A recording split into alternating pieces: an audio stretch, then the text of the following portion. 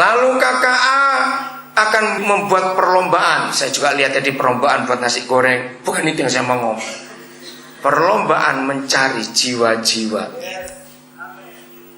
Jangan saudara bawa orang-orang itu ke gereja dulu. Bukan.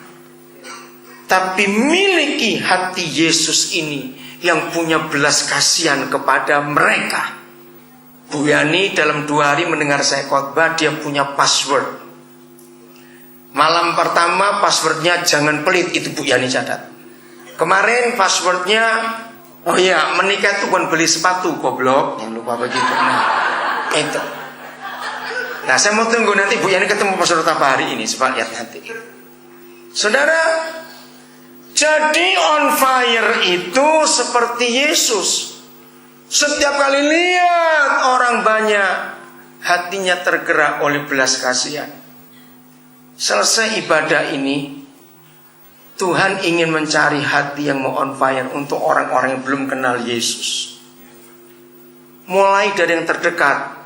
Anak-anak, kalau kalian punya pembantu, papa mama punya pembantu ya, anak-anak SD belajar.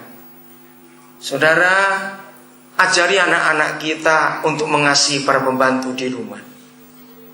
Ajari mereka untuk mengasihi. Selama 2 hari ini saya mendata di antara cleaner gereja. Saya sempat masuk ke kamar mereka di ujung situ. Saya sempat duduk sebentar, nggak salah seorang, saya nggak sebut namanya. Saya lihat yang di atas.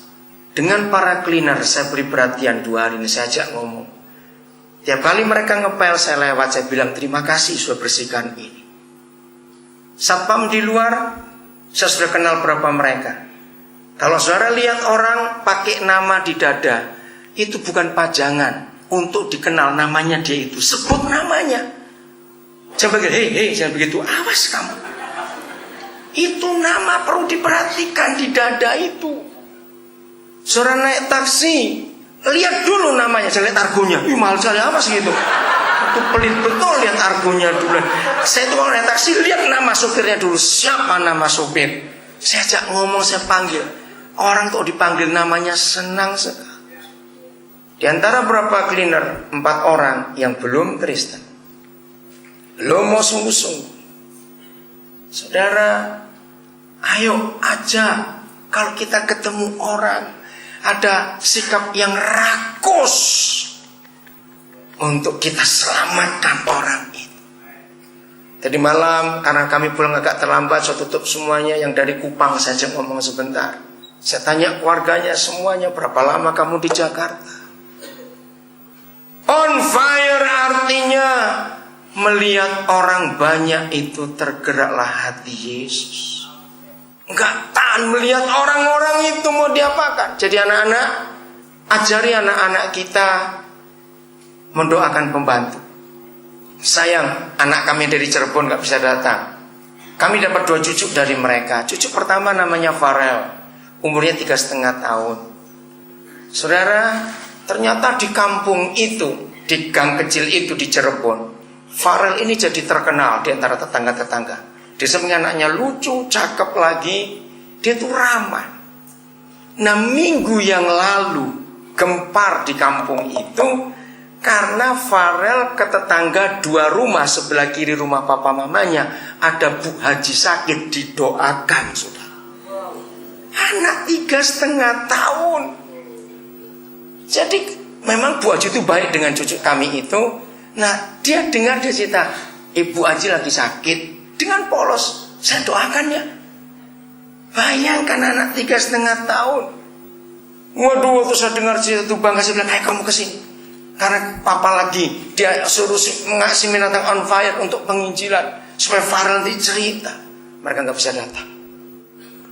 Anak-anak, kamu yang masih SD, beri waktu untuk para pembantu.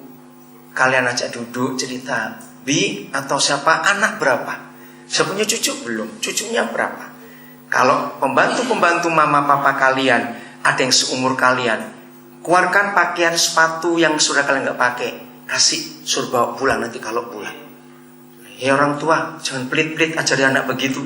Ajari anak-anak kita dari kecil sudah punya hati Yesus untuk mengasihi orang-orang itu.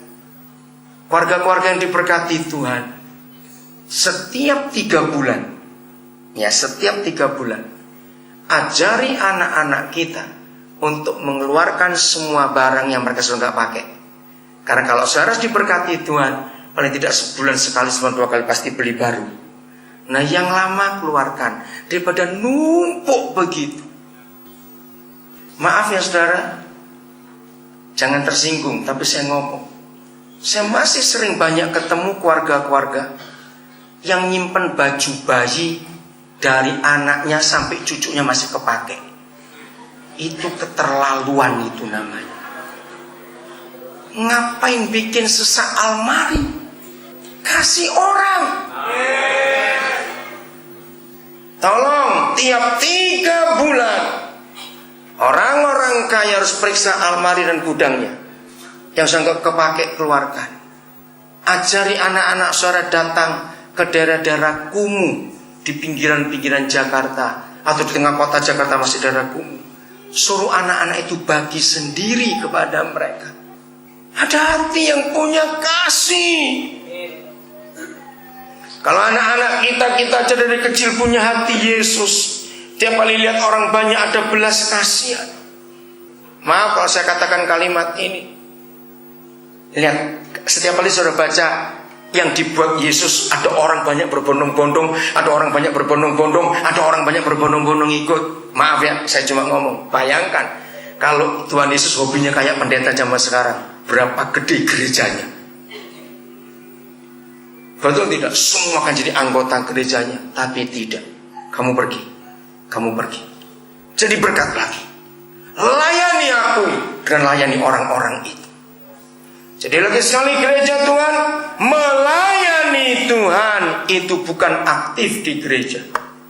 Itu kegiatan, itu tanggung jawab kita sebagai anak-anak Bapa di surga. Berbakti, beribadah kepada Dia. Tapi melayani Dia itu di luar. Memperhatikan saudara-saudara Yesus itu. Ayo kita on fire di situ. Anak-anak, Om mau berkata kepada kalian ya, mulai hari ini beli tabungan atau celengan, orang Jawa bilang, entah dari kaleng dari apa. Sisihkan uang jajan kalian. Beritahu papa mama. Nah, kemarin saya baru tahu, Pak Stefanus, kami bangga. Ternyata GSJA Batu Tulis punya panti asuhan di Jalan Kejayaan. Kejayaan ya, betul? Ada 13 anak. Wah, itu luar biasa. Tolong anak-anak saudara, adik-adik, anak-anak engkau pikir, tengok, ada 13 saudaramu yang gak seberuntung kalian. Puji Tuhan, gereja dananya berapa sebulan pengeluaran 13 anak itu Pak Gembala? Kira-kira 15 juta sebulan. Selalu cukup atau kurang? Cukup, puji Tuhan. Kalau selalu cukup, maka gereja harus buka 2 lagi. Harus. Karena begitu banyak anak-anak yang perlu ditolong. Saudara, sekarang anak kami itu ada di Malang. Anak ini ditemukan oleh satu keluarga namanya keluarga Wenas, orang Jakarta. Waktu anak ini masih bayi, keluarga Wenas ini lagi jogging, rumah mereka nggak jauh dari daerah Harmoni. Mereka suami si jogging di Monas pagi-pagi olahraga. Naluri keibuannya itu muncul. Dia dengar suara bayi nangis. Terus dia bilang sama suaminya, Pak berhenti sebentar, ada bayi nangis. Nah logikanya, kalau ada bayi nangis pasti ada orang tuanya dong. Nah ini Pak Wenas cari kiri kanan, gak ada orang, sepi, masih pagi. Jogging lagi, dengar lagi. Enggak, aku dengar. Nah, ini naluri ibu. Ayo kita cari. Pelan-pelan mereka dua cari ke arah suara itu. Akhirnya mereka menemukan bayi dalam tong sampah dimakan semut, saudara. Lalu mereka bawa bayi itu bawa ke kantor polisi di Gambir. Nah, waktu itu belum ada undang-undang seperti sekarang, maka itu undang-undang itu jahat sekali. Undang-undang sekarang itu kalau kita ngadopsi anak harus seagama dengan orang tuanya. Nah, ditunggu sampai 2 minggu. Lalu kakak A akan membuat perlombaan.